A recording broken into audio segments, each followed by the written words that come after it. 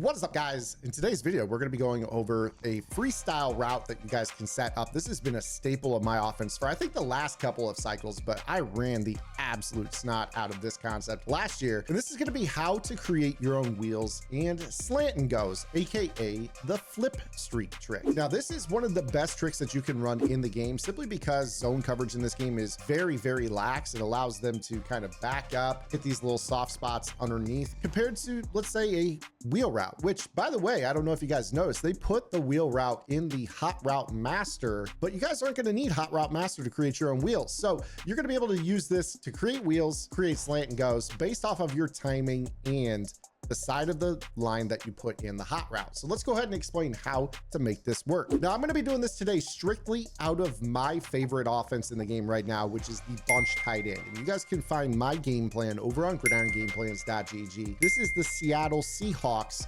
bunch tight end, but it's very similar to the Minnesota Vikings bunch tight end as well. If you guys want to run that out of that playbook, you're going to see a lot of great stuff in that game plan. I could bomb any coverage, cover 1, cover 2, cover 3, 3 match, cover 4 drop, all the quarters and palms matching. We've got something for everything in addition to the best run play in the game. So let's go ahead and kind of talk about how this works here. You're going to come out with your bunch to the short or the wide side of the field. And when we flip the play, we're going to hot route a receiver to a streak. Now, I'm going to explain very quickly how this works. When you place the receiver on the streak, the side of the line, being the right or the left, will dictate what direction the streak runs first before it then turns into a streak. Meaning that if you hot route the guy while he's behind the right side of the line, he's going to release to the right. This is not a middle or outside release. This is a left or right release. So no matter how you do this when you flip the play, if you hot route while he's on the right side of the line, he's going to run right before he runs up. If you hot route while he's on the left side of the line, he's going to run left before he runs up. So I'm going to show this to you here with Odunze. I'm going to hot route him to a streak while he's on the right side of the line. And you're going to see that he's going to run basically a slant into a go. Now, for the purpose of this here, I'm just going to go ahead and kind of set up a streak so that way we can pull the deep zones, let him kind of work underneath. If the user were to be, guarding something in the middle of the field, then obviously we're going to be able to go over the top of his head and pick up a nice chunk of yardage. So this is how you guys are going to be able to create a slant and go. You're going to hot route the player so that way he is basically on the right side of the line or the left side of the line based off of what side you're flipping from and towards. So that way he's going to release left or right based off of what side is the middle of the field after he gets to the other side of the field. So if that's confusing, I'm going to do this the other way around here. So I'm going to flip my play.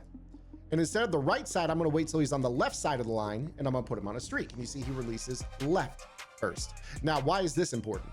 This is important because you can use this as a horizontal pull to be able to kind of act like a fake flat route. So that way you could open up your whips or whatever else you want. But then it also is going to turn up the sideline in a manner that's going to allow you to pepper the sideline with this throw.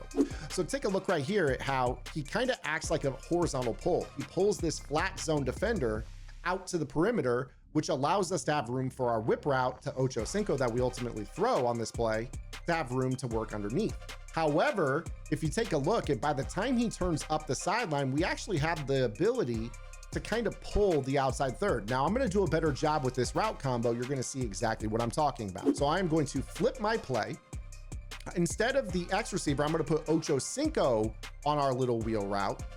Then maybe we'll go ahead and put like a little drag from the backside tight end.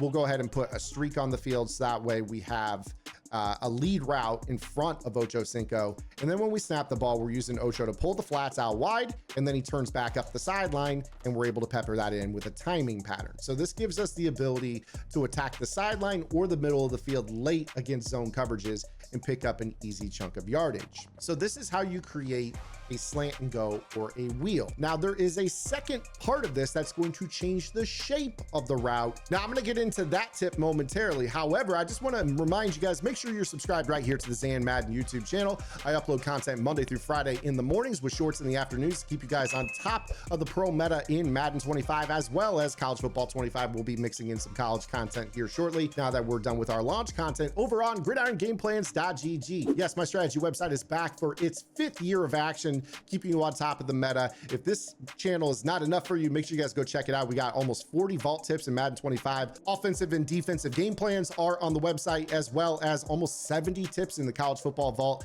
and 3 game plans over there as well. Join our Discord with over 2,000 members conversing about the games every single day, helping one another get better. I have memberships on the website. You can go one game, the other game, bundle them together, yearly deals. There's something for everybody, so go check it out. Now let's talk about how to shape these routes. So as I've mentioned, there's already the left-right component. You can release a route to the left by hot routing on the left side, but the shape of the release is going to be dictated by how close to the center you hot route a receiver. So we're gonna flip this play and I'm gonna hot route Odunze right as he hits the left side of the center shoulder, and you're gonna see that he gets a nice little tail on his route. This time I'm gonna go ahead and hot route Odunze, and he's going to be near the left tackle, and I want you to see the difference in how this route looks.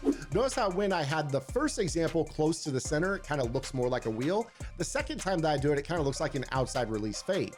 This could be a big deal, especially if you're using the longer tails on these routes, so that way they jog out to the flat and maybe you're getting shed. You want something that's going to make itself a little bit more available. It does come at the risk of maybe not pulling the flat zones nearly as well. In this case, it did a fine job. It allowed us to still throw our whip.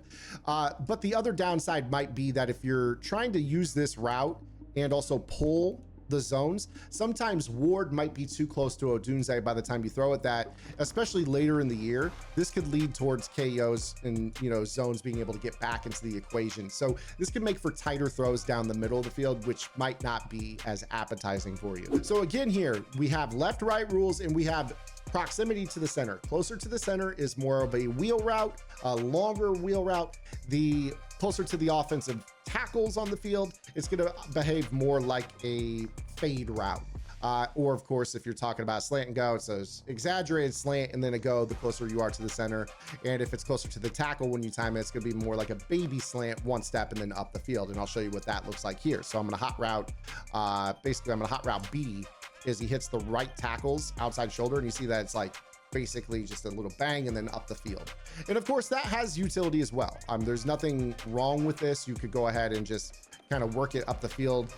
Again, you see right here, it can get into a sweet spot, but again, the smaller the tail, the less gap between the route and its pull route. So very, very important that if it's like, I really want a lot of room against zone, that you do this closer to the center, because it's going to make for the route having a much longer lag phase before it actually breaks down the seam. So you're gonna see here, jog, jog, jog, jog, jog, jog, jog, and now it's up the middle. And this is a lot more room for us to make this work. Now, obviously, again, in that case, I didn't have a pull for our outside third, so that's why it was able to make the play. But as you saw, the center fielder that was able to break it up in our previous example was basically long gone down the seam with the streak that I had. So if you kind of find that sweet spot in between here, what we might do is hot route it closer towards the guard, which gives you kind of a little bit of an in-between, maybe just as a little bit of insurance, give yourself a corner route to pull that outside third out of the way. And then from there, you're good to go. So we snap this ball, breaks up a little bit sooner. And you obviously see that could have been a one-play touchdown had I had just another second to step up in the pocket. But that is how you freestyle with flip streaks. This is something you must add to your offense. This works in every single offensive playbook in the game. Not gonna say every formation in the game, but certainly every single offensive playbook in the game. If you guys enjoyed today's video, please make sure you guys give it a thumbs up, subscribe to the channel, and I'll see you guys later with another YouTube short or tomorrow with our next long form video upload. Until then, this is Zan. Get the lab, man. Good luck.